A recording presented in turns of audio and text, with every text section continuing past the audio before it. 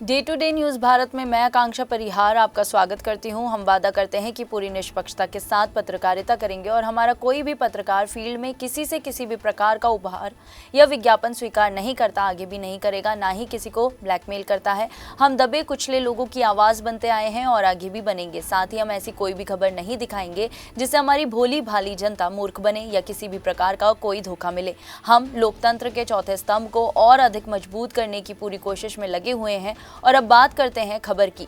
प्रधानमंत्री नरेंद्र मोदी ने आज इंडिया एनर्जी वीक के उद्घाटन सत्र को वीडियो कॉन्फ्रेंसिंग के माध्यम से संबोधित किया। गोवा में आयोजित इस वैश्विक कार्यक्रम में दुनिया के 125 देशों के प्रतिनिधि शामिल हुए हैं। प्रधानमंत्री नरेंद्र मोदी ने इसे ऊर्जा क्षेत्र में डायलॉग से एक्शन तक का मजबूत वैश्विक मंच बताया और कहा कि भारत ऊर्जा क्षेत्र में अपार संभावनाओं का केंद्र बन चुका है। प्रधानमंत्री ने अपने संबोधन में कहा कि इंडिया एनर्जी वीक बहुत कम समय में अंतर्राष्ट्रीय स्तर पर अपनी पहचान बना चुका है।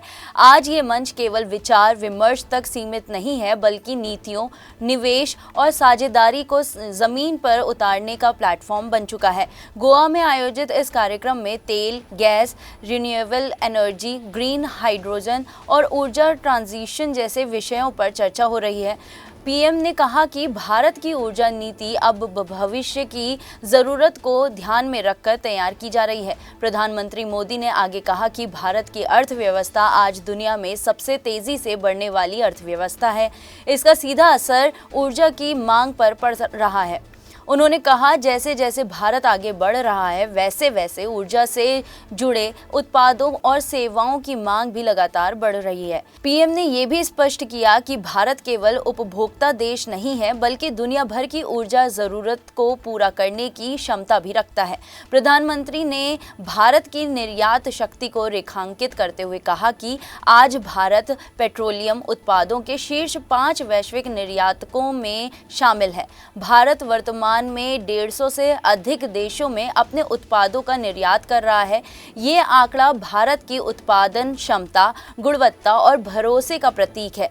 पीएम मोदी ने निवेशकों और वैश्विक कंपनियों से कहा कि इंडिया एनर्जी वीक का मंच साझेदारी तलाशने के लिए सबसे उपयुक्त स्थान है।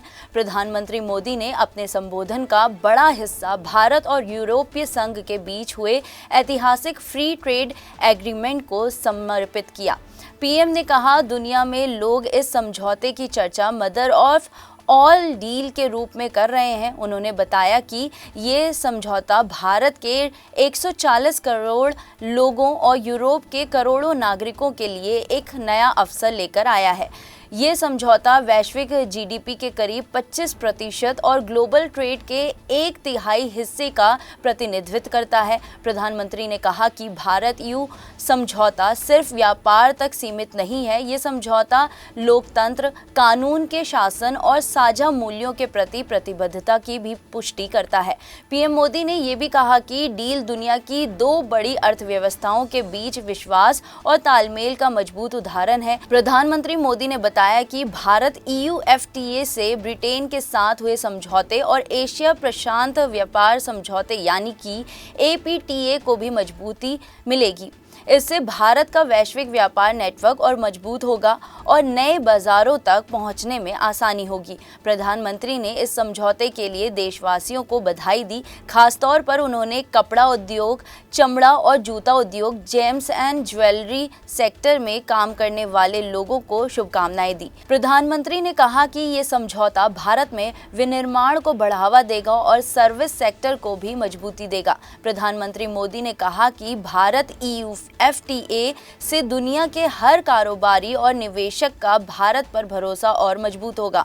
भारत अब स्थिर नीतियों, मजबूत लोकतंत्र और भविष्य की सोच के साथ आगे बढ़ रहा है। प्रधानमंत्री मोदी का ये संदेश साफ है, भारत अब केवल ऊर्जा का उपभोक्ता नहीं बल्कि वैश्विक ऊर्जा समाधान का बड़ा केंद्र बनता जा रहा है।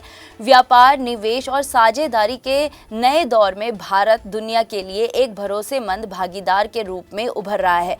अभी के लिए फिलहाल इतना ही। देश और दुनिया की ताज़ा खबरें जानने के लिए देखते रहिए day to day news Bharat और हमारे चैनल को लाइक, शेयर और सब्सक्राइब करना ना भूलें।